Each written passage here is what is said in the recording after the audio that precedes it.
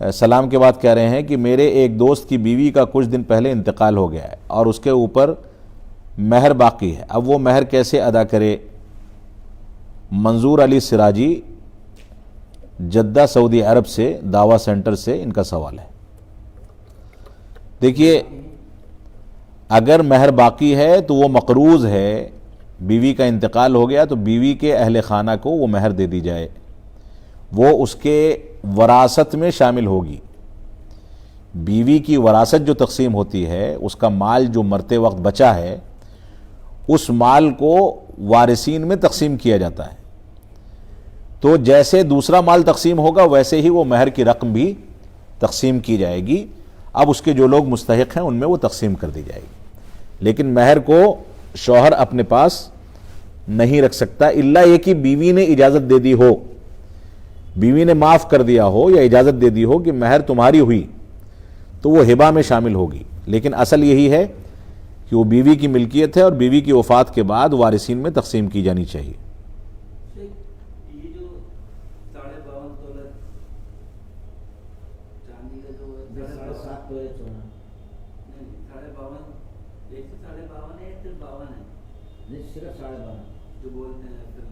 ہاں 52.5 تولہ، جی ہاں، چاندی۔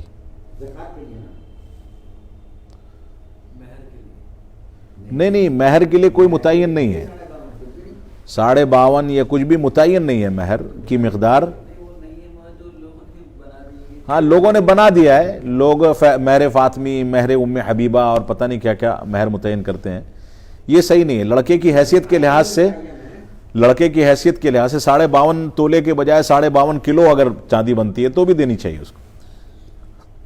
اگلا سوال ہے غیاث الدین خان صاحب کا، کہہ رہے ہیں کیا تشہد اور تورک میں شہادت کی انگلی مسلسل اٹھانا اور گرانا ہے؟ کوئی دلیل؟ دیکھیے، تشہد اور تورک آپ نے دو چیز کہی ہیں، دونوں الگ الگ چیزیں ہیں۔ تشہد اصل میں جس تشہد میں سلام پھیرا جاتا ہے اس تشہد میں تورک کرنا سنت ہے، دونوں الگ الگ استطاعت ہیں، لہذا اس کو یہاں آپس میں ملایا نہ جائے۔ تو تشہد جو ہے آخری اگر ہے اس میں سلام پھیرنا تو اس میں تورک کرنا سنت ہے۔ تورک سے مراد یہ ہے کہ ہمارا بایاں پیر دائیں پیر کے نیچے سے باہر نکالا جائے اور ہم اپنے بائیں کولہے کو زمین پر رکھ کر کے بیٹھیں، یہ طریقہ ہوگا تورک کا۔ اب تشہد میں انگلی کو مسلسل اٹھانا اور گرانا، یہ ایک مسئلہ ہے۔ اس سلسلے میں دلیل یہ ہے کہ اللہ کے رسول صلی اللہ علیہ وسلم کے بارے میں اس بات کا تذکرہ ملتا ہے، غالباً صحیح مسلم کی حدیث ہے کہ کان یدعو بہا، کہ شہادت کی انگلی کے ذریعے آپ دعا کرتے تھے، یعنی دعائیہ کلمات پر انگلی کو حرکت دیتے تھے، دعائیہ کلمات پر انگلی کو حرکت دیتے تھے۔ اب علماء یہ کہتے ہیں کہ تشہد میں جو دعائیہ کلمات ہیں وہ حقیقت میں پورا تشہد دعا ہے، اس وجہ سے اگر کوئی شخص پورے تشہد کو دعا تصور کر کے پورے تشہد میں انگلی کا اشارہ کرتا رہے، انگلی کو ہلاتا رہے تو اس میں کوئی حرج کی بات نہیں ہے۔ اور اگر کوئی شخص ایسا کرتا ہے کہ عین دعائیہ کلمات پر انگلی کو اشارہ کرتا ہے، حرکت دیتا ہے، اور بقیہ اوقات میں انگلی کو نیچے کر کے رکھتا ہے تو بھی کوئی حرج کی بات نہیں ہے، دونوں عمل کی گنجائش موجود ہے۔ اس میں انگلی کو حرکت دینے کے بارے میں ایک فضیلت یہ ملتی ہے کہ اس انگلی کی حرکت شیطان پر ایسے ہی بھاری گزرتی ہے جیسے کوئی کسی کو لوہے کی چھڑی سے مارے، لوہے کی چھڑی سے کوئی کسی کی پٹائی کرے تو چوٹ لگتی ہے، ویسے ہی اس انگلی کی حرکت سے شیطان کو چوٹ لگتی ہے، لہذا ہمیں کوشش کرنی چاہیے کہ شیطان کو زیادہ سے زیادہ چوٹ پہنچائیں۔ تو اس وجہ سے پورے تشہد میں کوئی اگر حرکت کرتا رہتا ہے تو کوئی حرج نہیں ہے، اور صرف عین دعائیہ کلمات پر کرتے ہیں تو بھی کوئی حرج کی بات نہیں ہے۔ ہاں،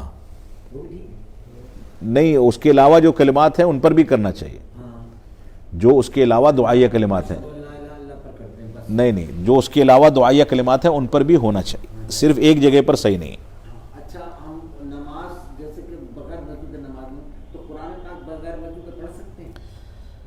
اصل یہی ہے کہ نہیں پڑھنا چاہیے، لیکن وضو کر کے پڑھنا چاہیے، لیکن کبھی کوئی مجبوری ہے کسی کے ساتھ، وضو باقی نہیں رہتا، یا طلبہ ہیں جو قرآن شریف حفظ کرنے کا کام کرتے ہیں، تو ایسی صورت میں مجبوری ہے، آدمی پڑھ سکتا ہے، لیکن اصل یہی ہے کہ انسان کو وضو کر کے پڑھنا چاہیے،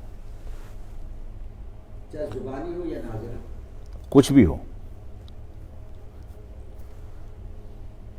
زبانی کی گنجائش تو کافی حد تک موجود ہے، کافی حد تک موجود ہے بغیر وضو کے پڑھنے کی بھی، بغیر وضو پر. ہاں، لیکن اگر مصحف ہاتھ میں لے رہے ہیں تو ایسی صورت میں وضو کا مسئلہ ہے.